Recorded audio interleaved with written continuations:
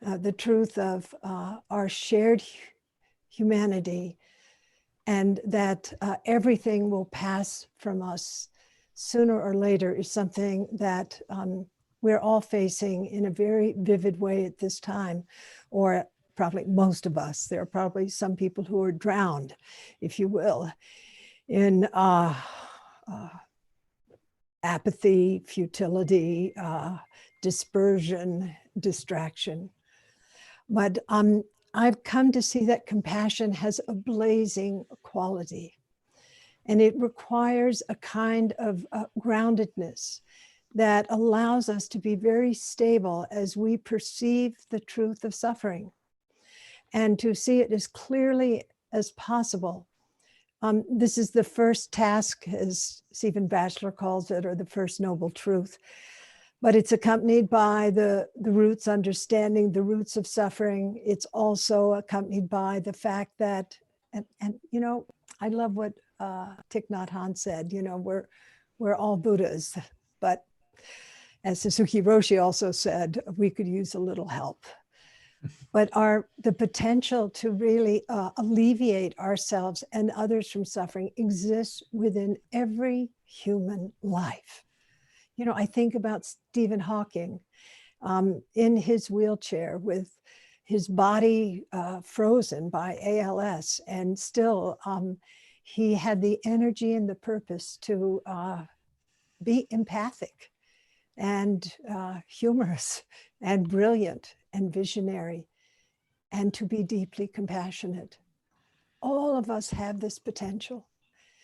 And this situation in which we find ourselves at this time, whether we're a caregiver or whether we're sheltering with others or alone, or whether we're a person who is homeless or out of work, we're all in a certain way sharing this common situation of extreme vulnerability, and seeing our mortality, hopefully, in the sense that Yuri Starr says it's wondrous, you don't get it. But I think it's also now we do see it, many of us, more clearly. And in the seeing of it and living in this sea of uncertainty, truly being with not knowing, finding this as the place where we awaken or can awaken. You know, I think about people like Malala, who took a bullet to the head, standing in her principles and her sense of deep passion, commitment, and vision, not being swayed. I think about Nelson Mandela and his decades in prison and coming out and trying to forge a new vision for South Africa. And all of us in this tsunami of uncertainty, I feel that we have a chance to look deeply at our priorities, our practice, what is important in our lives, important for bringing purpose and meaning into our lives, understanding that compassion it's a kind of win-win situation. So we use this time as a way to strengthen that capacity within ourselves. So what I'd like to do right now is to take just a few moments for practice the path, which is the fourth noble truth, which includes, of course, the experience of practice, the experience of wholeheartedness, of deep concentration and of mindfulness based in the precepts, and as well being able to have a view which is liberating for ourselves and for others. So may I invite us to take a moment and bring attention to the body and really notice our posture. Our posture is a way, how we hold our body is a way that we condition our mind and heart. It's this kind of uprightness. And in the midst of these uncertain, complex conditions, whether we're in the ER or in our living room? How do we uphold ourselves in our ordinary tasks, but also in our service to others? Strong back. That strong back exemplifies equanimity, balance, bringing balance into our lives. See if we can feel it right now. Can we be pliable, nimble, like a stalk of bamboo? The winds come, but we do not break.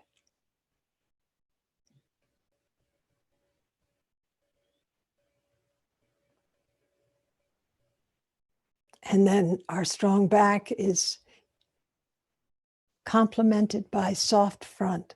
What is it to be open to things just as they are? That's compassion. Being with reality just as it is, whatever it is. Cries of suffering or the sounds of joy. Strong back. Soft front.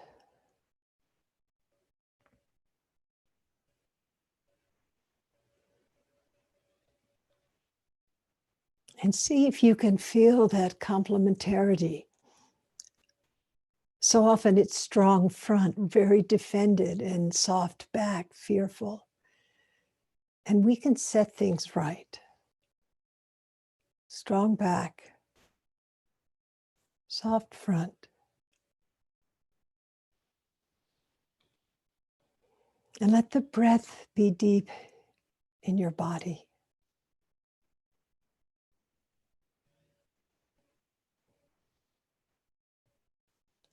And with that breath deep in the body, let your attention rest on the breath.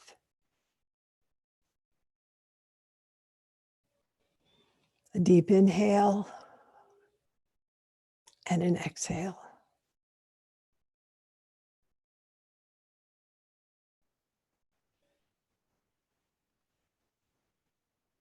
And it's releasing external stimuli and ruminative thoughts, preoccupations. See if you can just be with the breath body and allow yourself to get grounded. And really instantiate this experience of being present, fully present in this body right now.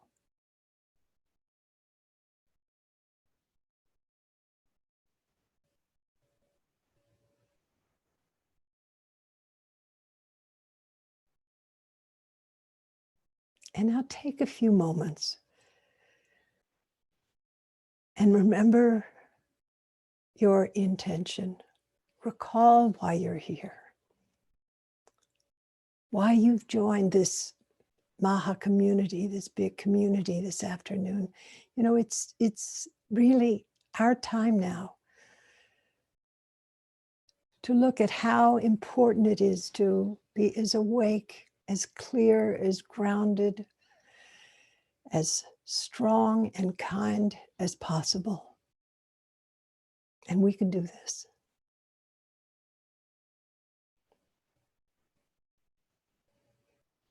And our intention flavors whatever practice that we do. So motivation is so important.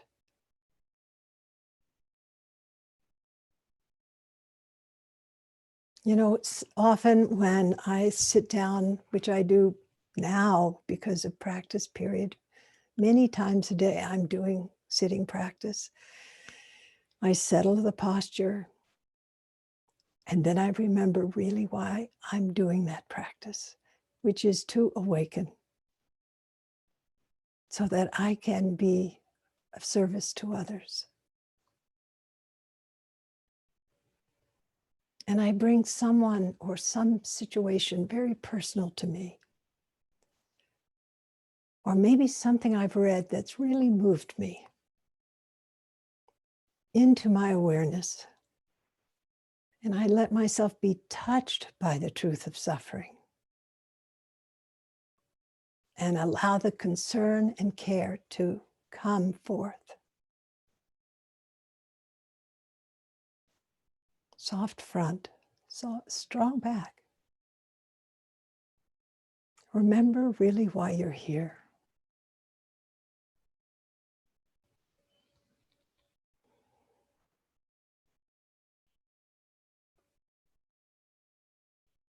And allowing that to move into the background of your awareness, perfuming your practice.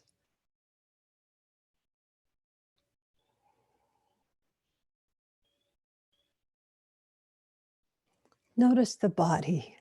What is your experience in this body? The heart. What are you feeling right now? And what thoughts are present? You don't have to dwell on, but simply be aware of your subjective experience in this moment.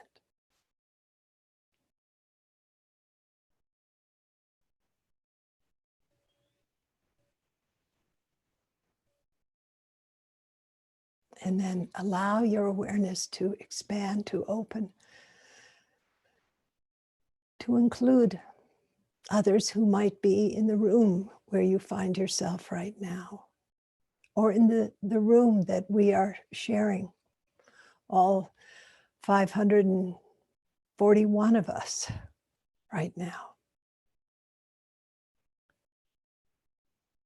And I'm grateful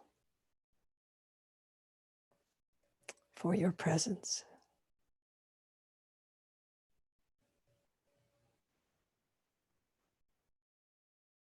Maybe the most wondrous thing in the world is that we can be present with each other in these uncertain times.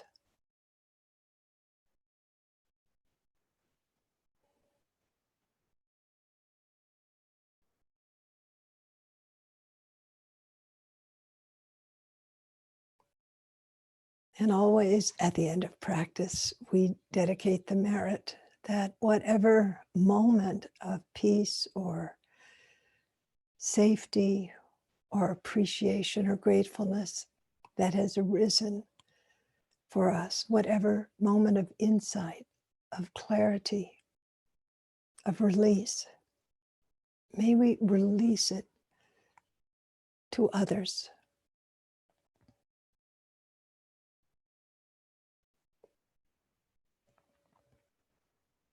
Yeah. Thank you. Thank you so much.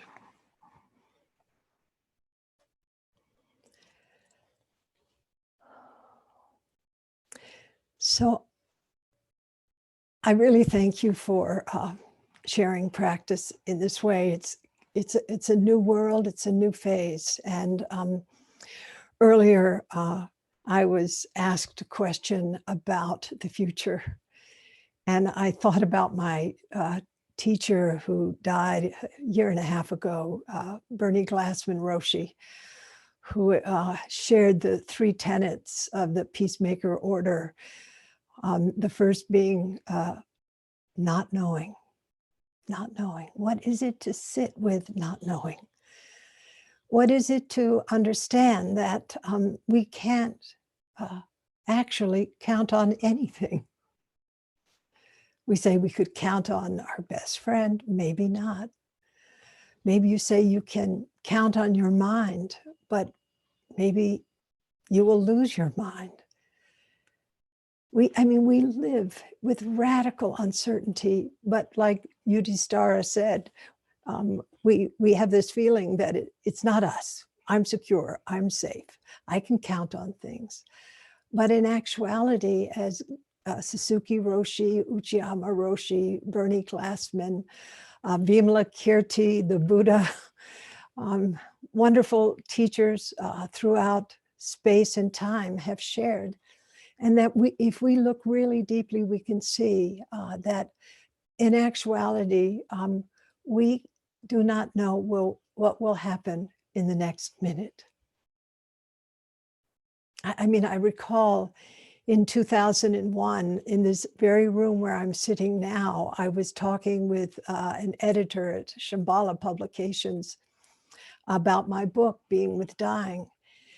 And at that moment, she heard the news that the first World Trade Tower had come down.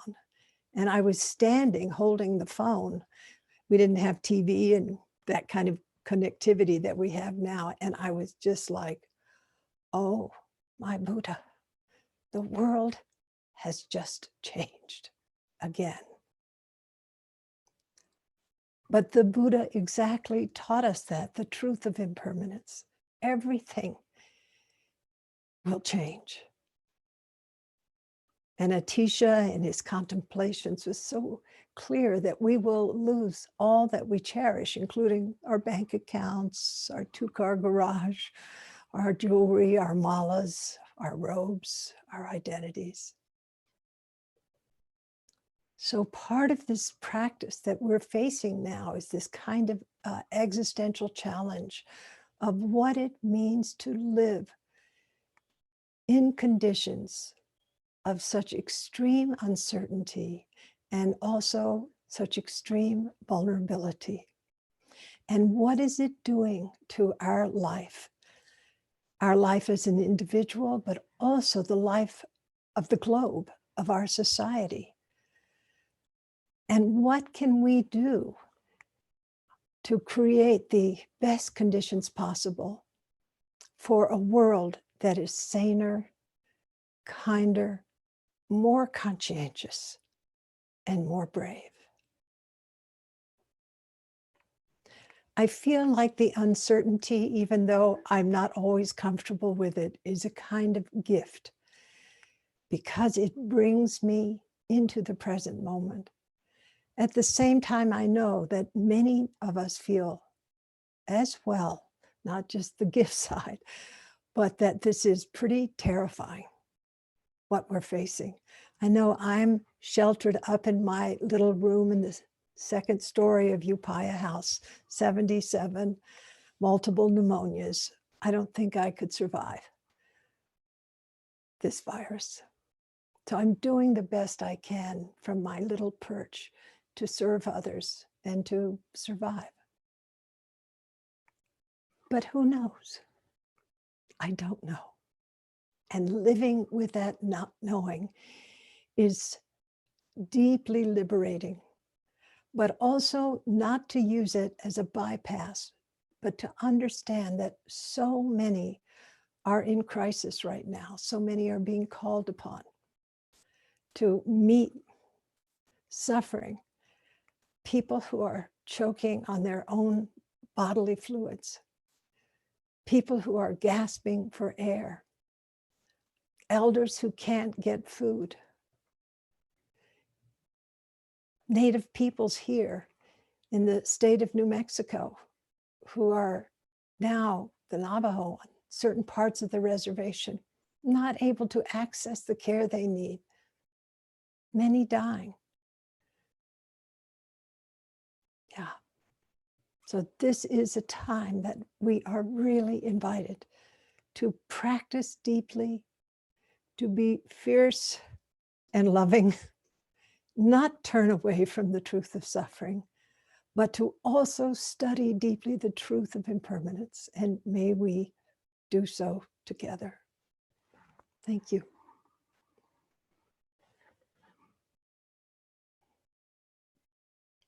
Frank.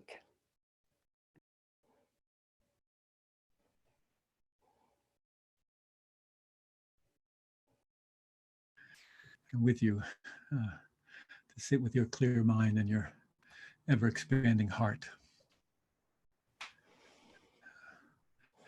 You know, I sit here today grateful to be alive, actually. And I really have to remind myself of that every day. I'm grateful to be alive. It could be otherwise. And Roshi was talking about meeting. And one of the things I've been seeing in these days is that I find that people want to be real right now. That we want to be real with ourselves and each other. That we want to touch what's true and matters most. And maybe today we can do a little of that together. I feel very grateful to be alive so that I can be used in the service of wholeness with you today.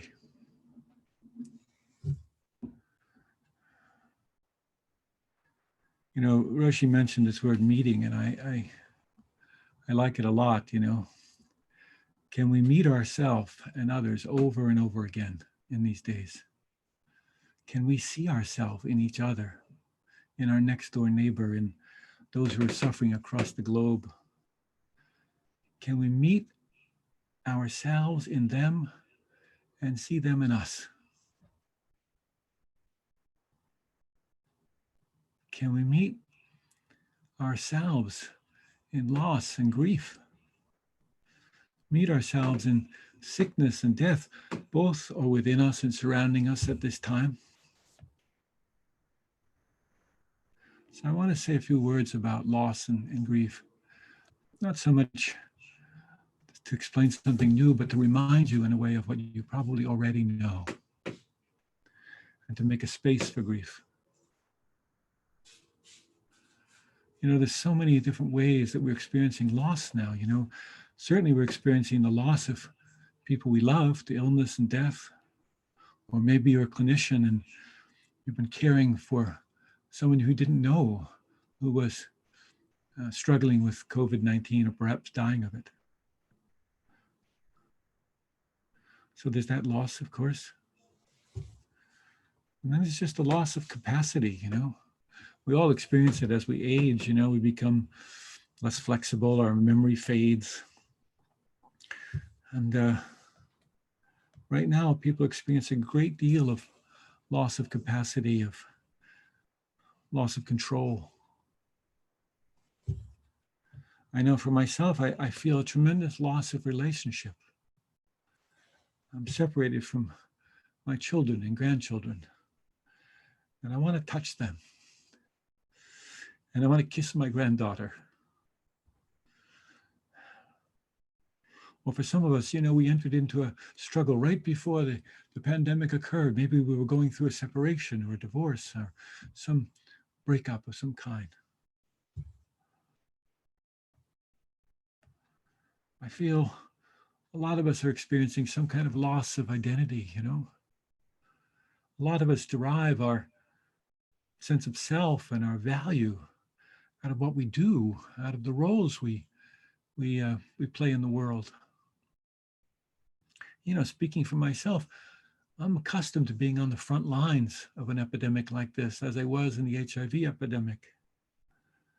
But with my health and age, it would be unwise for me to do that now.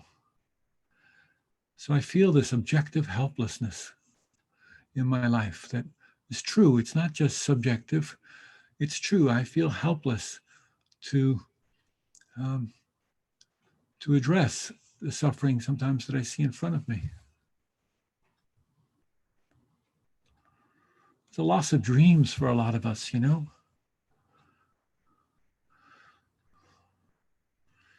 You know, my daughter was supposed to be married next week. She had planned a great destination wedding in Baja, you know, and now she can't do it. And it's a loss of a dream for her, you know. Lots of us are experiencing that. Some of us are experiencing loss of objects and place. My wife and I bought a house just down the road from Upaya in Santa Fe, and I was looking forward to being with my dear friend Roshi and the community there, and we can't move there right now. And for a lot of us, you know, there's this loss of financial security. So many of us have reduced employment or lost our employment completely. And some of us are really frightened for our survival. So how do we help ourselves and others who are grieving and suffering from these losses?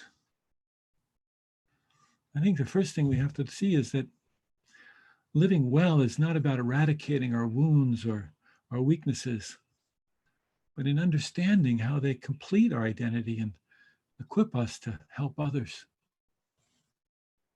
This is the homework we all have to do now. to become familiar, to become intimate, to become immediate in our ongoing experience of loss and grief. We need to become lovingly aware of what happens in our body, hearts, and minds when we experience loss, how we're confused sometimes or swept away by anxiety or fear, or how we're lost in the sometimes very powerful waves, crushing waves of grief. I think it's this exploration that allows us to be able to heal ourselves and to build an empathetic bridge to others. It's what allows us to touch our grief and the grief of others with love instead of with fear or pity. You see, that's how we become a trustworthy refuge to ourselves and to each other. Over the years and the work that Roshi and I have done, I've seen that my own wounds, my own sufferings, the things I'm most embarrassed about, the aspects of my life or the experiences of my life that I was most ashamed of, they've actually enabled me to feel compassion for others who are experiencing those same things. And without my suffering, I couldn't understand their suffering. I couldn't always connect with them. You know, it's my loneliness that enables me to recognize the loneliness in others.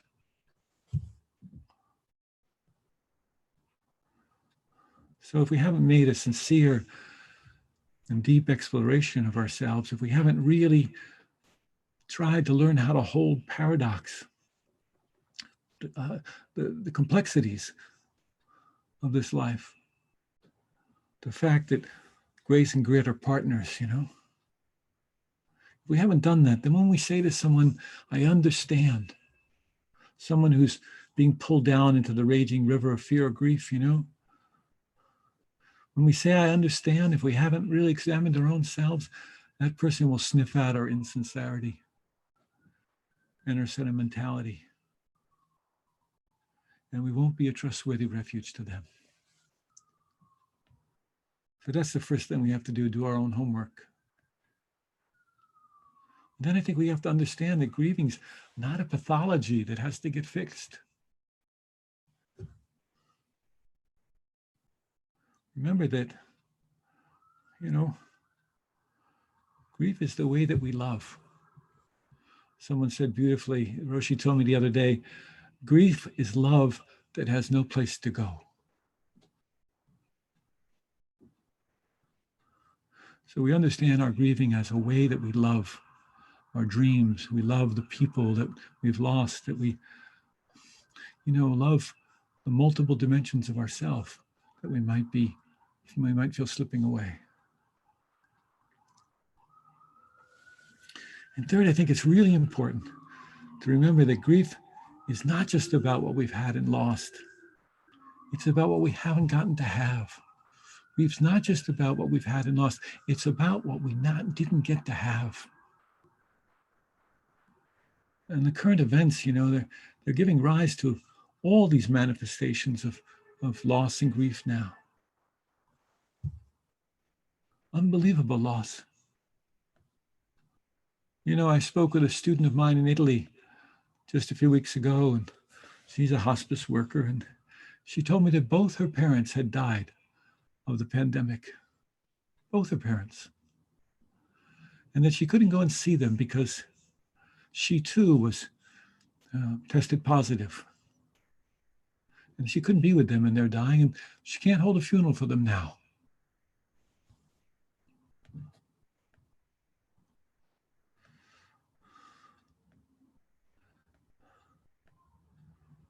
Grief challenges our notions of control. As Roshi was speaking to us about uncertainty, it cracks the defensive shell of our invulnerability. And it exposes the ways that we sometimes try to hide from the truth of our human frailty.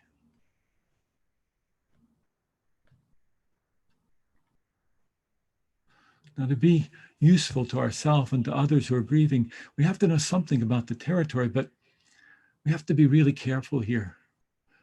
Because if we impose some map or some model on someone else's grief, we may do them a great disservice through our well-intentioned efforts. You know, it's curious to me that I see all the time, and not just in these days, but always in our culture, how our fear of lack of control leads us to ideas of managing our grief, of getting over our grief.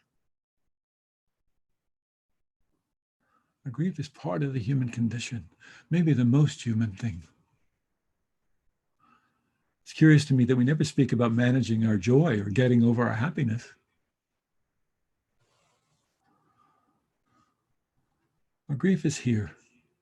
And as Roshi suggested, our work is to allow it, to embrace it, to meet it with kindness and mercy, and to learn from it.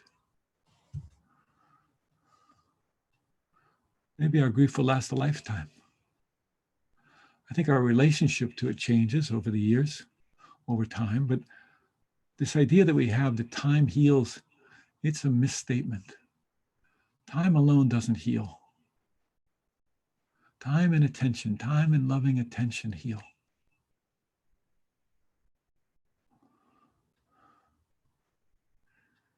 We have to recognize that grief has its own schedule. It's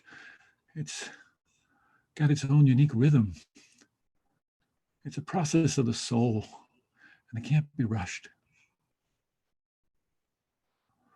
And I think it's really important now that we allow for the spectrum of expressions of grief, you know, the numbness and the absence of expression and the wild, out of control expressions of grief that we so rarely allow. And to maybe see that, at least in my situation, grief is often an experience of the body. I can sense this body. I can come in contact with the dullness, the contractions, the physical pain, the nausea that I feel when I'm grieving. It's a way to become familiar with the grief. And as I touch this in my body, it gives me more access to my emotional states. To really get it that sadness is just one of the faces of grief. But to also understand that, you know, loneliness is a face of grief, and blame and shame are faces of grief, that anger is a face of grief, that fear and anxiety are expressions of grief. Or that sometimes we'll feel so tired and fatigued, it'll seem like we're walking through molasses.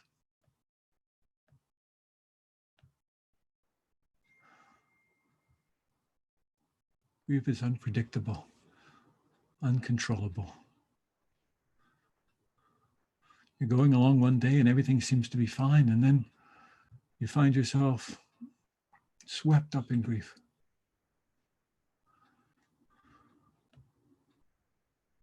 You know, we often think about grief as some momentous sadness that we associate with a big loss, but one of the things I've been feeling in these days is what I just call everyday grief. You know, the grief that's been a companion through a good part of my life, you know. And our tendency for self-protection, it leads us to store those experiences in dark, cramped corners of our minds and bodies. And then a loss like this, or something like the kinds of conditions we're meeting now, comes along and it opens, it triggers all that grief that we've been holding for a long time. The ordinary, everyday grief that inhabits our lives. So I think our work, as Roshi was helping us in seeing in the practice, is to go toward what hurts, to go toward the suffering. And there we rediscover some innate wholeness in us. We find our innate compassion that can rise up to meet what seems impossible. Grieving allows us to heal, to remember with love rather than just pain. It's a sorting process. One by one, we let go of things and people that have gone and we mourn them. And one by one, we take hold of the things that have become part of us, that are now internal to us, and we build on them again. You know, my friend Rachel Remen, good friend of Roshi's and mine, we teach together a lot. And she told a wonderful story once of her mother, who was in her late 80s, nice Jewish lady, who chose to have a heart surgery, open heart surgery in her 80s, because she knew that without the surgery, she would certainly die of it. And on the day of her surgery, Rachel arrived at the hospital to see her in her hotel room, and there was a Catholic priest, a chaplain, coming out of her mother's room, and she wondered what was going on, you know. And her mother called her into the room, and she said, no matter what happens, I want you to know that I'm satisfied. And now you have to find what satisfies you. And when I think about that story, I think that's a worthy goal, to see what truly satisfies us, what really brings happiness to us, not just conditions. And I think as we do that, we begin to see that this grief, the suffering that we've been experiencing is here, but we're more than that. We're what the grief and the suffering's been moving through. And I think when we do this, well, we may still fear death. I do. But I don't fear life so much. And I think in surrendering sometimes to our grief, we've learned to give ourselves to life completely. So may this be one of the truths that we discover in these days. And we find ourselves kindly, mercifully touching our hearts, embracing what really hurts and allowing it to hurt and allowing it to move through us.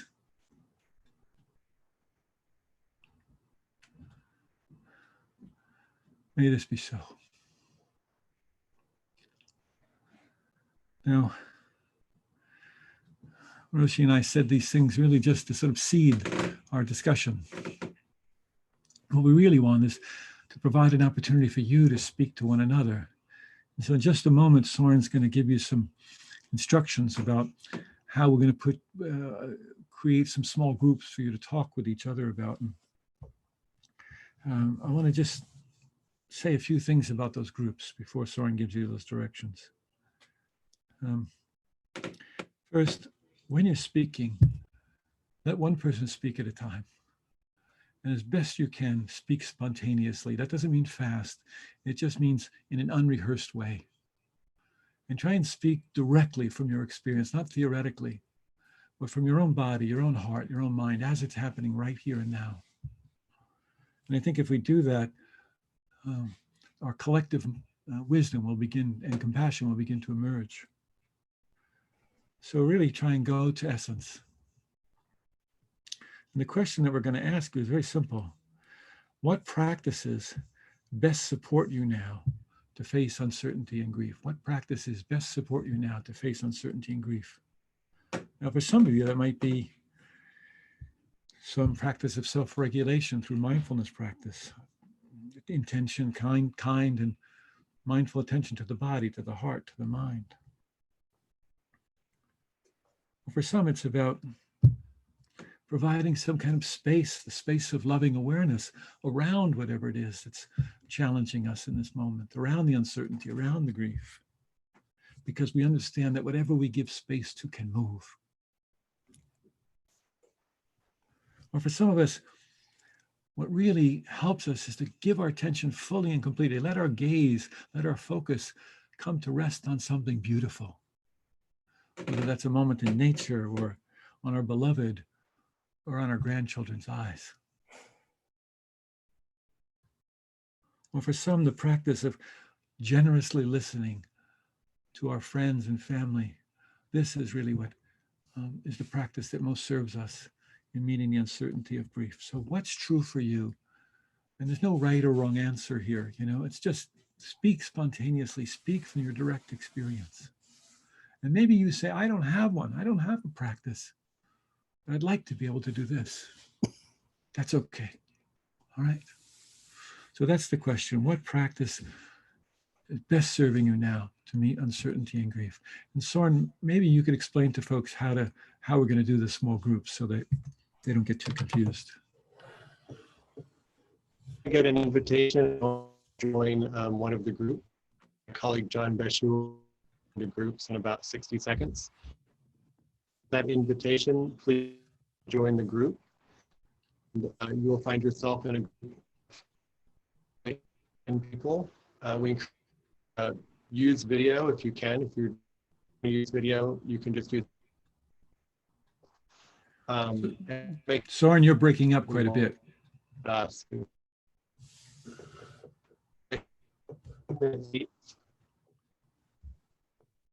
Hey, Soren, it's John. I'll take over. John, just finish the explanation. Yeah. Yep. We're going to break into small breakout groups of 10 to 11 people for about 20 minutes. Each person will have 1.5 to 2 minutes to share on what best practice supports you now as you face uncertainty and grief. And I'm going to shortly open all rooms. You may get a little pop-up that says join the breakout. Please click on that. Anything else you want to add, Frank? No, I think just really it's important is no stories, no theory, just what's actually true. Let's just try and touch what's true for us in this moment and let that inform. As we listen to other people, we listen devoutly to other people, it'll help bring out the truth from their hearts and minds. Okay? Just keep it really simple. Say what's true. And after 20 minutes, you'll come back to this main gathering. Here we go.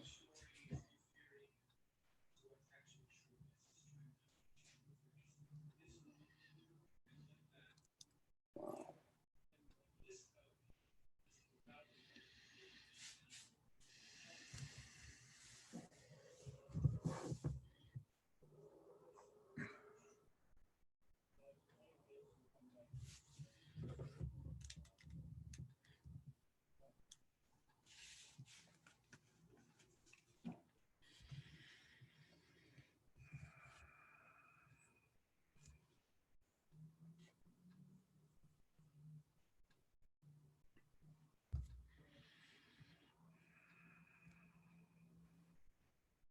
There's been a small delay on Zoom. Please stand by.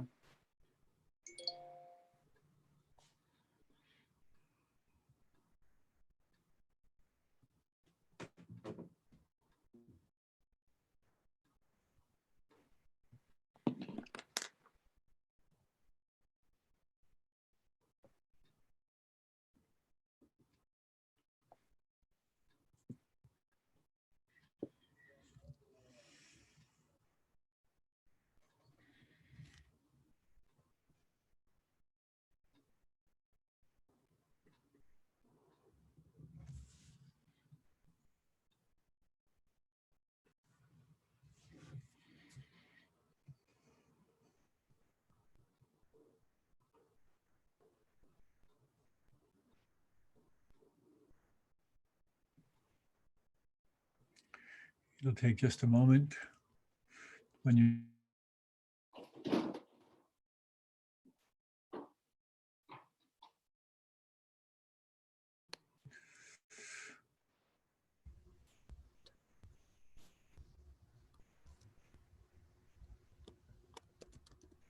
There's a bit of a glitch in the system. I'm going to try one more time.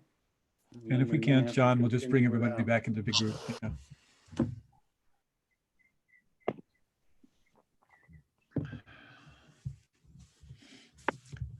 There are hundreds of us. It will take a moment.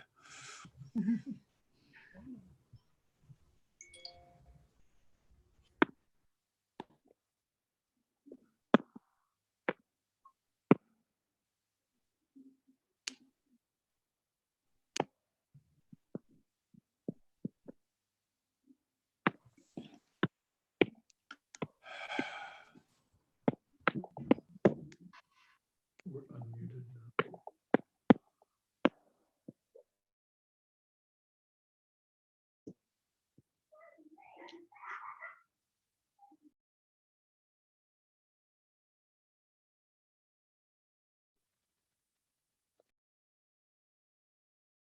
So, yeah, we have a malfunction, I'm afraid. All right, let's think just we bring may everybody wanna- back into the main room then, John. I believe we're all here, but let me double Okay. check.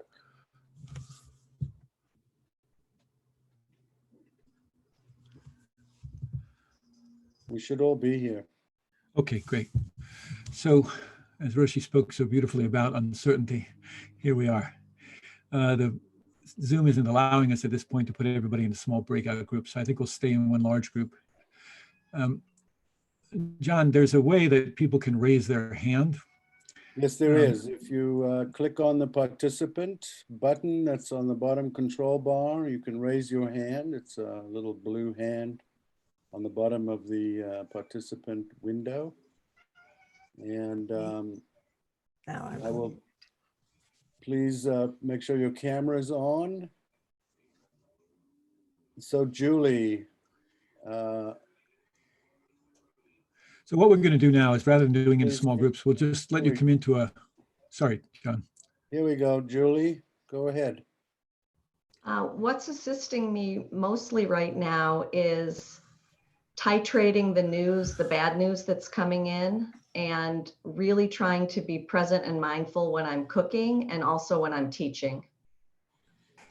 wonderful. Beautiful. Yeah, I always have appreciated Thich Nhat Hanh's fifth mindfulness training, where he talks about consumption, not just of alcohol, but everything else that we're consuming up here, including the news. This is really important that we understand what dose we need to face the truth of suffering, but not to overwhelm ourselves. So thank you, Julie. I think that's a beautiful and powerful strategy.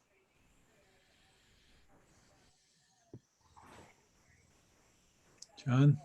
Yep, Tracy. Hi. Yeah. Aloha. Aloha, everyone. I'm coming to you from Hawaii. And in a Zoom call yesterday with my family, I shared with tears, of course, what Frank had shared, just the separation from family, even though we're miles apart always, just the knowledge that we're truly miles apart. And what has given me probably the most solace, I'm sheltering here with my husband and our animals, and we have lovely neighbors. I'm grateful for them. But poetry, I'm a poet and a writer, and I'm writing more and diving more deeply into poetry and finding such solace in words and poems. Yeah. Very grateful for these teachings as well, and the offerings that you're doing so generously for all of us. So yeah, mahalo from my heart. Mahalo. Mahalo, mahalo. Yeah, isn't it beautiful that poetry can so often take us to essence, you know, take us to the heart of the matter, you know. Thank you very much for that, Tracy. And if you've Agnes. been, you know, Hello. Hi there. There you Hello. I find at the moment for me, I would have used quite a lot of listening partnerships anyway in a parenting groups, but I do one literally every day at the moment. And it's been a real, actually, I've found listening to others. It's been giving me some sort of peace or something. I don't know exactly how to describe it, but it's been wonderful. And I have to say, to add to it, on a plus and a minus, they're my children because they are in the now. I feel lucky that I have them and that I can have such a hug from them of love and just see their enjoyment still in the everyday. So those two things are really, it's not a practice, I know that one, but it's keeping me going. beautiful, beautiful. Thank you so much. We just, yeah, mostly we want to hear your beautiful comments like this one, you know, and let the wisdom and compassion of the group begin to emerge. Thank you very much. Thank you. We feel our belonging. Betsy's up next. Here you go. Hi. I have been baking a lot of bread and just noticing the things that I have time to do that I actually enjoy doing, like I enjoy having like clean floors. And so I just meditatively clean floors. And because I work at a hospice and palliative care environment as an educator, I'm like sharing a lot of information about advanced care planning, but trying not to be too attached to the outcome. Like, I just keep hearing my mother's voice. You can lead a horse to water, but you can't make her drink. And so just thinking, how can I be of service? What information do I have that even one person might use? Beautiful, Betsy. Beautiful. Nice to see you again. Yeah. And when you're finished, you could come and do our floors here. They're a mess. Yeah. Okay. Nice to see you. Deborah. Go ahead, Deborah. Hi. This is wonderful today. Thank you so much. I'm so appreciative. I'm a hospice chaplain, and I'm doing most of my work over the phone now. And I'm just hearing so much pain, from people that are experiencing their loved ones dying alone in nursing homes, and, getting positive results themselves. And sometimes I'll go out, to meet with people. But I use the metta practice to keep me centered. I feel that it calms me down, and it fills my heart up. After I just feel like I've consumed so much during the day that I just can't breathe, because it's just constantly consuming this pain from other people. And, the metta practice helps me. Yeah. So thank you. Thank you so beautiful. Go for it, Frank. No, I was just going to say, years ago, I was studying with one of my mentors, Kubler-Ross, and in those days, the programs were very full of people dealing with traumatic loss and grief and such things. And I would sit in the back of the room doing metta practice, and my metta practice wasn't clean. I was using metta to avoid suffering, actually. And I walked down the road, this dirt road where we were doing the retreat, and I just fell down to my knees in a mud puddle and just wept. And Elizabeth came along and she said, oh, you were trying to hold the suffering. You can't hold it. You've got to let it move through. And I think that's really, it was a good lesson for me, to really let it move through. Let it move through. And as it moves through, to touch it with kindness, to touch it with love, as you were just describing so well, And when we do that, it does ground us. It does allow us to keep going. Roshi, you have that beautiful metta phrase that you use. Yeah. Hear it? I rest with this phrase a lot. I say, may I open my care and presence, even though it may be met by gratitude, indifference, anger, or anguish. May I offer my care and presence, even though it may be met by gratitude, indifference, anger, or anguish. I have lots more of those too. And people wonder, how do you remember them? I remember them because I use them a lot. They're a resource for me. When I feel, for example, when someone has died and a parent is just ungrounded and feels psychically assaulted by grief, and that anger is coming toward me, that phrase really helps me. Or may I offer love, knowing I cannot control the course of life, suffering, or death. You can do things like so many clinicians have skills that can save lives, but also ultimately death will take us all. And coming into this deep realization that no matter what the outcome is, still offering love, even though I can't control things, even though the outcome might be the last thing that I would ever want for this person or for anyone.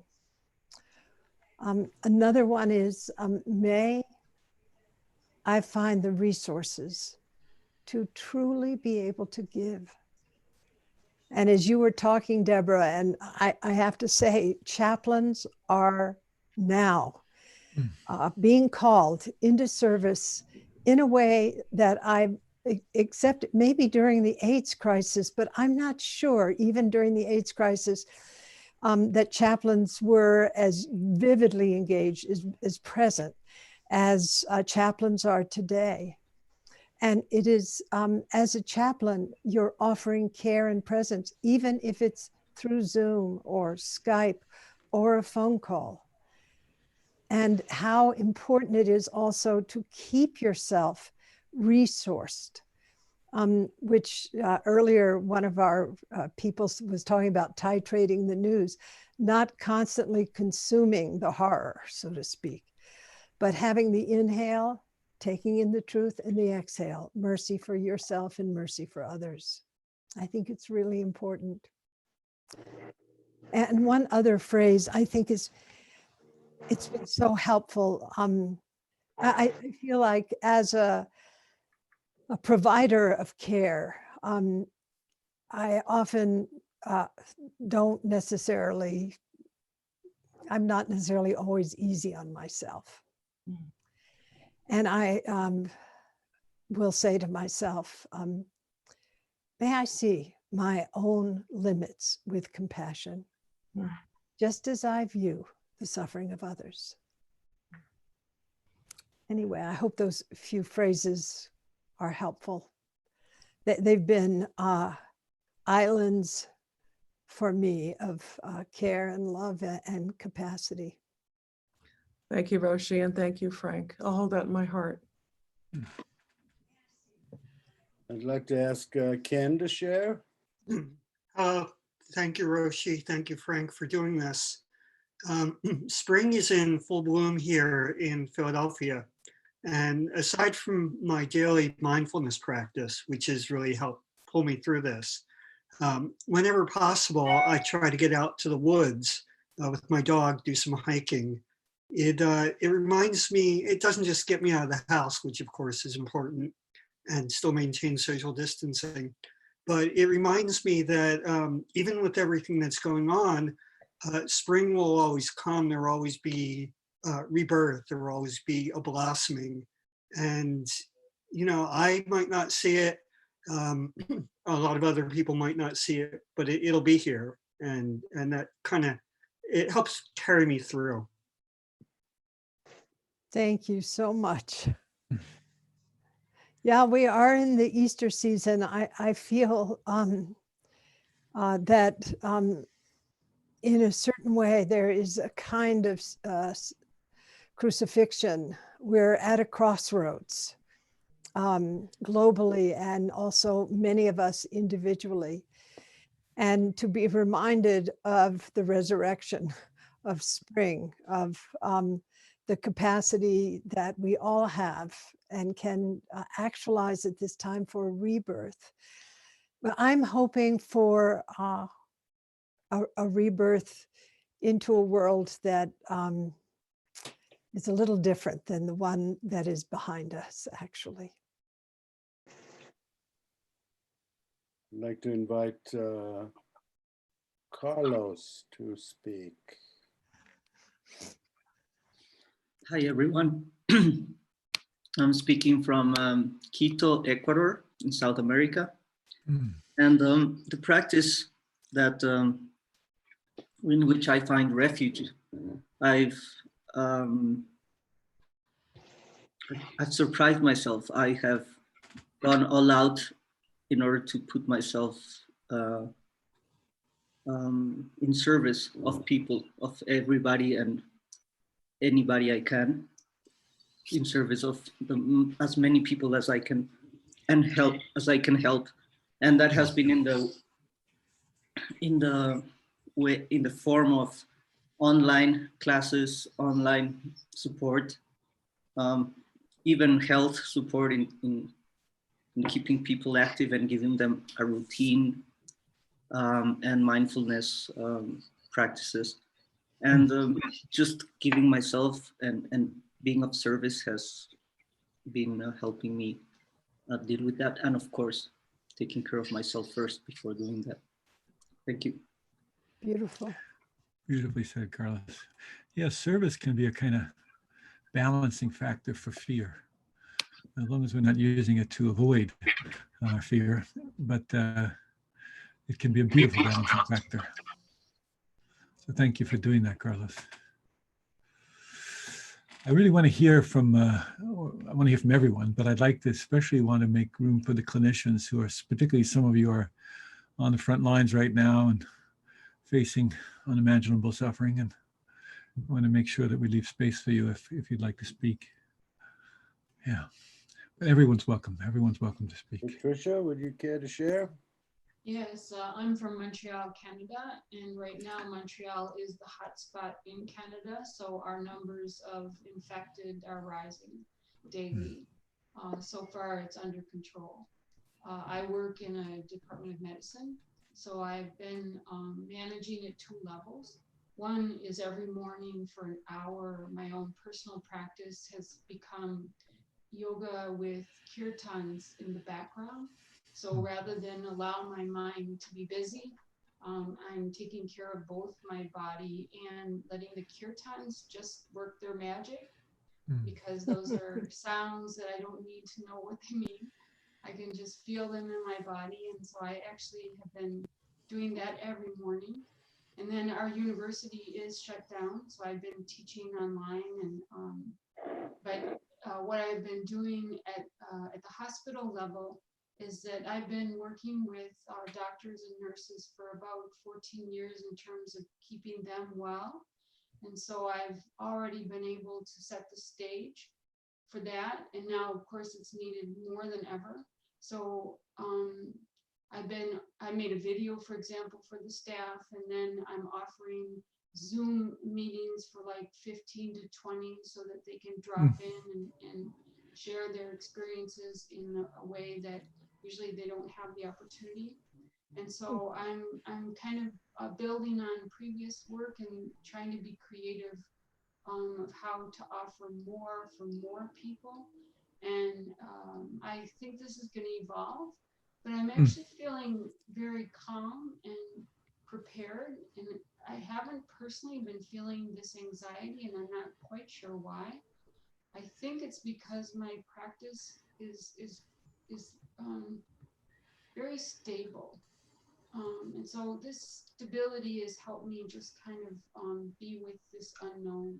So sometimes I even wonder if that's like okay not to feel anxious when other people are feeling so anxious. Like, am I cut off? Am I, minimizing? I'm not sure. I don't think so. I think that I just don't feel that. And so it's like, okay, good. So my energy is available, and then I can put it to service. So I'm not being drained by these fears, and like, just go with that. Beautiful, beautiful. Roshi referenced great Zen Master Thich Nhat Hanh earlier, and of course he had that beautiful teaching about refugees fleeing in boats across the sea and were attacked by sea pirates in great storms. And what he reminded us of was that one calm person in the boat could save a whole boat from drowning.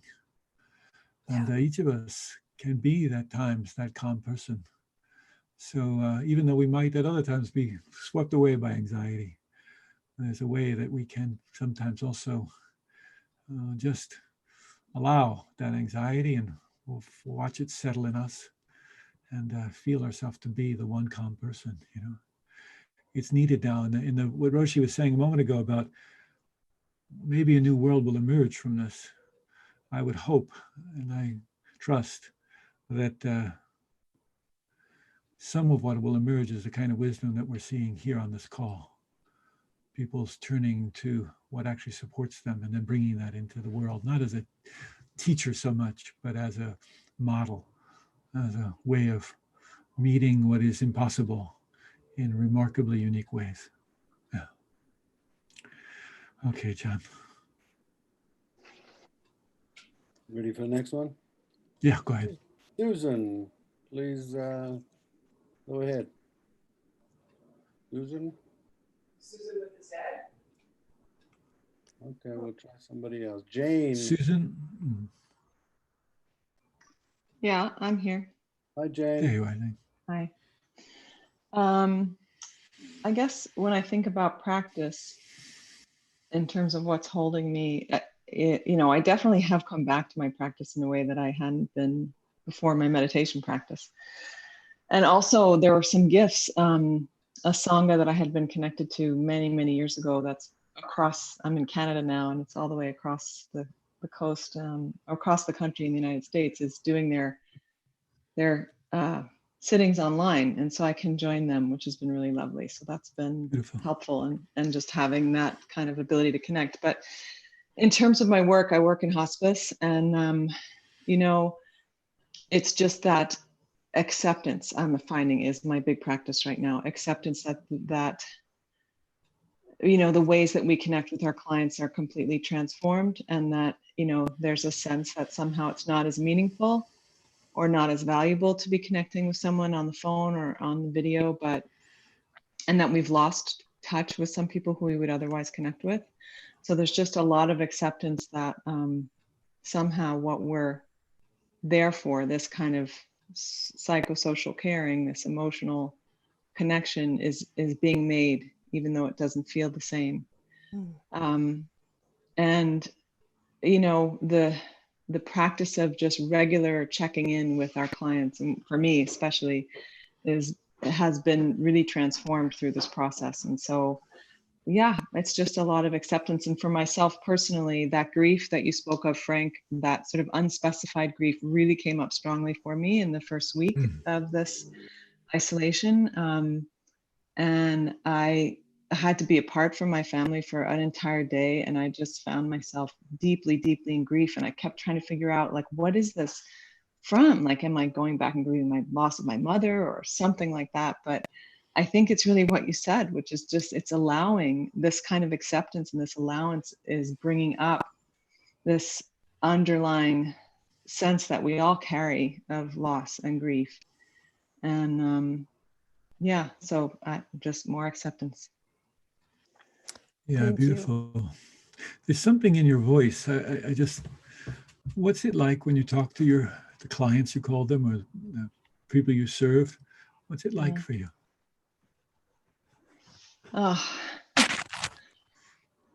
It's a feel. I don't want to get too upset about it, but it's a feeling a bit of helplessness. Like, well, what's that? There's so much that we can't do. Well, there's so much we can't do, and it's just kind of like, why? Like, a part of me just wants to break down the barriers and say, like, well, I know they're telling us not to see them, but God damn it, I'm just going to go see them, I don't know. I suffer with them. I feel like I'm suffering with them. Yeah. And your own suffering, of course, Yeah. I mean, I wondered what it was I heard in your voice. There is a helplessness, and that's one of the phases of grief. But also what we're experiencing now, at least I should say, is what I call an objective helplessness. It's not particularly personal just to me. It's not just my subjective experience. There is something happening in the world which I can only have a limited impact on. I can't stop COVID-19 right now. I can do my best in my personal behaviors. I can so support others who might be experiencing these things that we've been talking about today.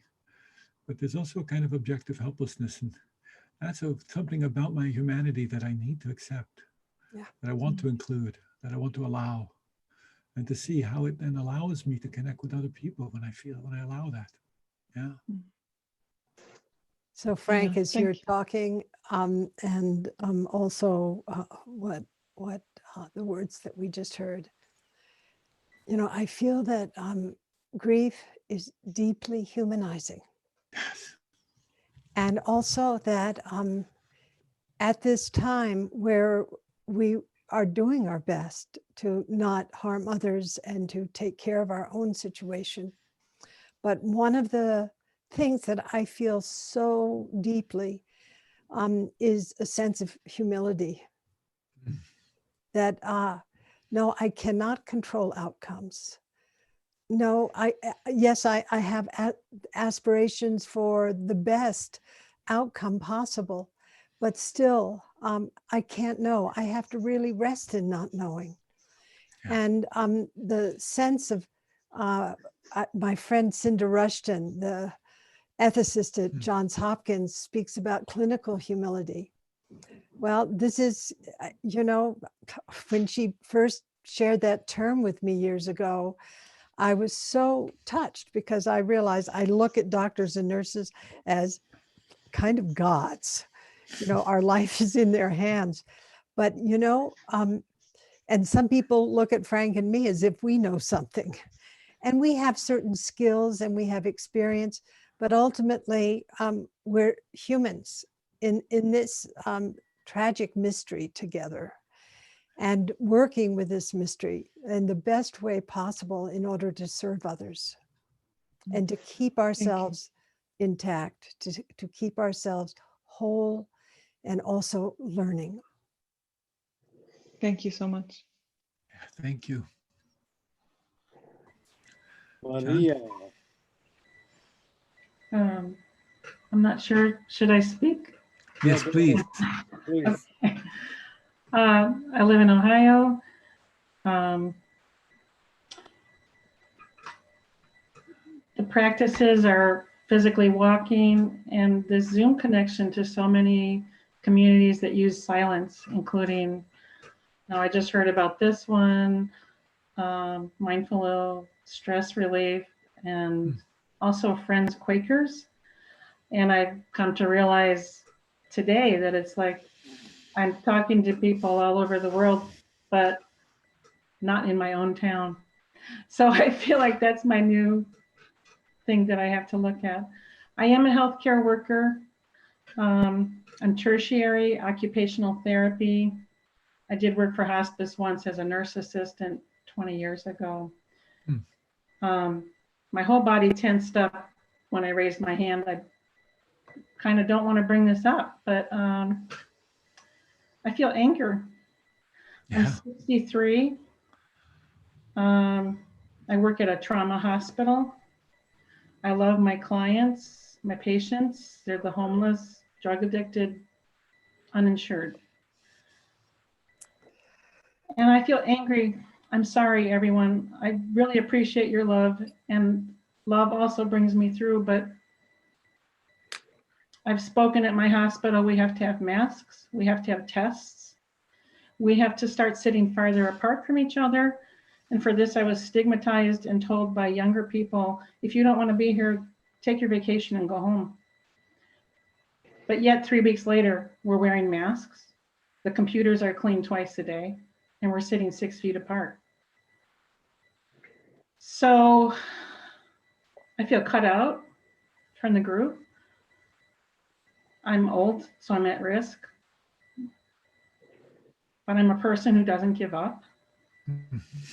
And I feel anger because, you know, occupational therapy started as a resource for soldiers returning from war. I haven't actually served in that capacity, but I can relate to soldiers who feel like they get out there and find out they had to give up their personal relationships. They weren't equipped. Kind of the cloth gets removed. Maybe they come home and say, why was I even there? A lot of trauma to sort out. And I do have compassion, but I haven't heard this anger addressed in any of my visits to some of these Zoom rooms. It's because it's I want very people to welcome. know It's very like, welcomed here. Yeah, I just feel like I am a person who doesn't give up, but it takes time, and I'm quiet about it until I get angry, and then I speak up. But I don't think, you know, a younger me said, oh yes, I do want to heroically go forward and go to that front line. But honestly, now at 63, we don't need to be here. There was money cut 2 years ago. Okay, so I want to be careful and give other people an opportunity. Sorry. No, it's okay. You're doing great. And the anger is very, very welcomed here. I'm really glad you spoke to it. It's a necessary. It's one of the faces of grief sometimes. It's also just a natural response to certain conditions. The challenge, of course, is how do we not become a reverberating chamber for that anger? How do we not just, you know, so feed it that it becomes our primary experience? There's strength in that anger, the strength that we need to make change, to stand up on our own behalf, to stand up for the justice for others who are underserved. There's strength in that anger. And we need to find that strength that's in there. And sometimes the best way we come to it is first to experience the part of us that is just furious, you know. And some of it's righteous anger. And that there's a necessary room for that. But we want to also not become a reverberating chamber for that. It doesn't mean that we push it away or we suppress it. We find the energy that's in it and we apply that in a skillful way. Yeah. And sometimes that skillful way is to say no. And so I would applaud you sometimes in setting limits that really care for yourself in this process. Don't abandon yourself in this process. Thank you. Yeah. I spoke to one of my students in Spain the other day, and, you know, the blocks around the hospital, the housing blocks, people came out on the balconies to applaud all the first responders and the clinicians and such. And you know, this person is also a nurse, and she said, I was furious. I was furious. I didn't want them to applaud me as a hero. I wanted to be given what I needed to do the job that I've committed myself to doing. I wanted the equipment. I wanted what I needed to do the job well. I needed that more than I needed applause. Yeah. Frank, you know, the other side of the equation, probably the people who were applauding couldn't provide that equipment. Absolutely. But for them to express gratitude and appreciation was, you know, really good for them. Yeah. That's but right. I just want to say, actually, I'm so glad you brought up this issue of anger, because I feel this is something that many of us experience. We're experiencing moral outrage because we feel, as the nurse is expressing, that the resources that are needed in order to take care of people aren't being made available to us as clinicians, as caregivers, to hospitals, to cities, to states, to our country. And we know those resources could be available, whether they're, you know, tests or whether they're masks or anything in between. So we have this sense of moral outrage, a sense of threat and disgust combined with anger. Another thing that I feel that we're sharing that pretty much across the globe, except for those countries often whose leaders are women, who have been proactive and almost prescient in creating the conditions for the best outcome possible, you know, whether it's Taiwan, New Zealand, and Iceland and other countries. But we have this experience of not being in control and not being respected. You know, this is one of the things that I think is really, you know, it's reflected in your comment, Amy, of you feel disrespected because you're an OT, or you're a woman, or you're an elder. And so you don't receive the respect that is due every human being, no matter what age. So again, anger is present. When I was working in the penitentiary of New Mexico, it was like working in an anger stew. The angriest place that you could ever imagine. And I came to really have a feeling about what was going on in the hearts and minds and bodies of the COs, the correctional officers, and the inmates. And that was a sense of profound helplessness. And when we lose autonomy, when we have lost control of our lives, the threat is so deep within us. And when our autonomy is not actionable, when our agency is not respected, when the resources we know they're out there, but they're not being given to us, or we've made decisions about personal safety and community safety that are responsible and conscientious. And those decisions are not only not respected, but we are marginalized because of them. Anger is present. And that anger in a certain way has a very toxic aspect, because as Frank said, it can be an echo chamber. And boy, I know the problem, moral outrage, wow. It can be chronic, but what we try to do is drop down beneath the anger and to come into some sense of connection with the sense of our ego, ourself, our lives, our situation being deeply threatened, and the sense of helplessness that we're experiencing. And that also, the anger in these conditions is often partnered with sorrow, with sadness. So as you were speaking, I just felt this deep resonance with you, because I can say, as a woman, as an elder, as a caregiver, as a person who's worked in institutions where I've been marginalized and dissed, but now, when whole governments are marginalizing us, or the institutions that we're working in treat us disrespectfully, of course, anger is present. And if we can dive beneath the surface of the anger and let the energy of the anger actually produce clarity, so we can shine the light on, okay, helpless. All right, I have a real reason for feeling helpless, but also I want to use this energy in the way of benefit to both myself and to others. So I really thank you for sharing. Yeah. Very vulnerable. Anger is not something, it's all over the landscape. It's all over the media. It's a disease that's global, and it's being amortized day after day.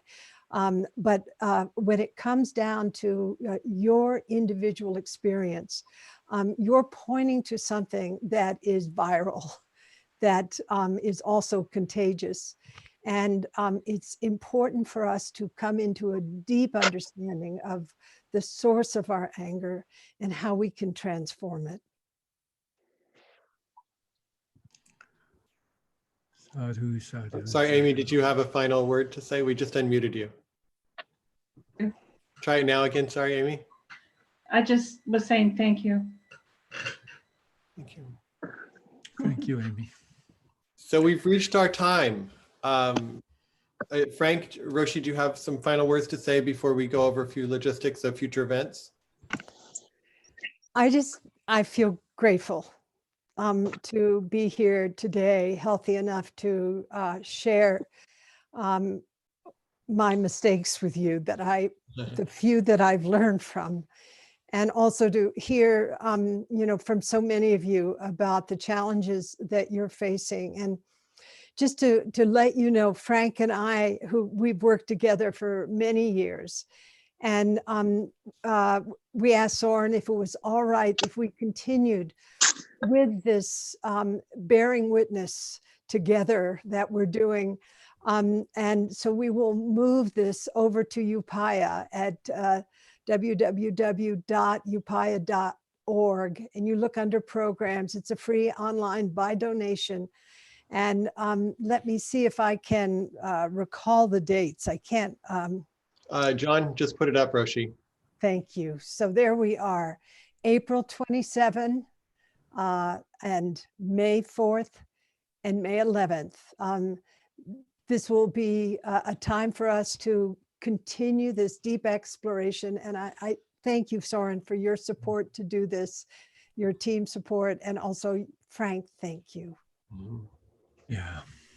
And you will get an email with the link to that, so you don't have to write it down now, but you will get an email with the link. And we would also love, I'm going to speak for all of us, for Roshi and Frank too, is we would love your support to getting these sessions out to people who otherwise might not be on a mindfulness mailing list. So if there's people in your world, coworkers or people that you work with that you feel like would benefit from these groups, Please feel free to share it. This is, as Roshi said, this is open and available. Everyone's welcome.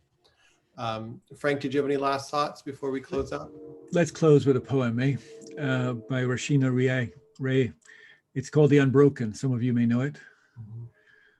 There is a brokenness out of which comes the unbroken, a shatteredness out of which blooms the unshatterable.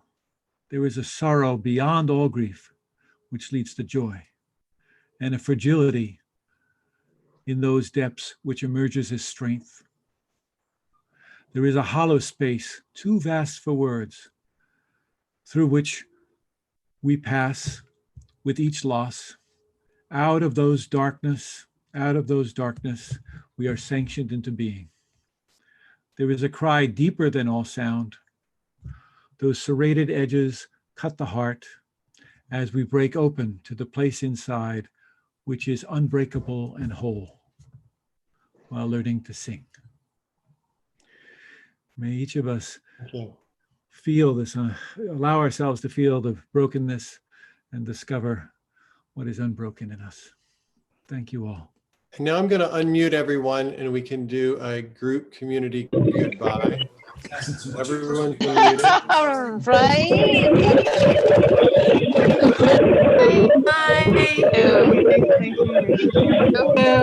Blessings to all of you. So many blessings. Thank you. Thank you. Doran. Thank you, Joan. Platinum. Thank you. Thank you, Frank. Thank you so much. Hug. What if it isn't outside? Witness to others, serve others. Thank you very much. Thank you, Soren. Thank you. Thank you, Roshi. Doran. Thank you. Thank you, Alessia. Thank Hello. You, Frank. The internet. Love you very much. Understood. Roshi, Joan. Thank you. Thank you very much. Blessings. Thank you. Thank you, Frank. Might go away. Frank. Well, it would change. It's great. Thank you, Frank. To see you, Susan. Thank you. See you, Frank. Good to see you. Oh, so much love you. Bye, Maria. Wonderful. Kind to yourselves. Be kind to yourselves. Thank you. Thank you. Deep gratitude. Oh, wow, Korea. Thank you from Australia. From Montreal. It was wonderful. Toronto, Be so Canada. kind. Thank you from Seoul. Angela. Thanks, Suzanne. Gratitude. Deep bow. From Colorado. Thank you. Beautiful. I'm just So great. bye. From the UK.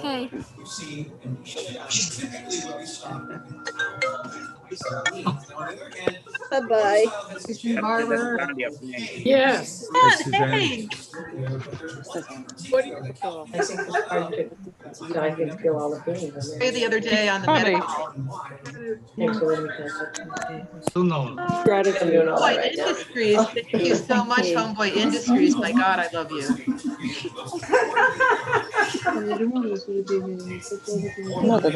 Be here. First computer at Homeboy Industries. Incredible work. And I wish I knew spoken out of stuff because I could really join you with it. Let's go I don't Italy. live with anybody in the house. No, no, I think you have a very different, you probably have a very different reaction. I thought you were like Linda, but he'd be irritated at me all the time. I don't know, or just that you would just accept that, you know, you like being in a community that's important to you, you know, you really want to be around people. Yeah, well, For 4 months. I don't know, yeah, but and that's something you've always said. You Anyway. like it, right? And so you might have a very different perspective 充 than 血 I っていう have. か、やっぱ他の3人の気持 See ちを you 考え next てない time, のに、 Frank. いるのかなって思う。 So 自分のことしか考えてない。 well, 寝るモードではあるけれども、まだほら、10時ぐらいだったし、昨日早かったんだよ。 as your friend, how could I do it?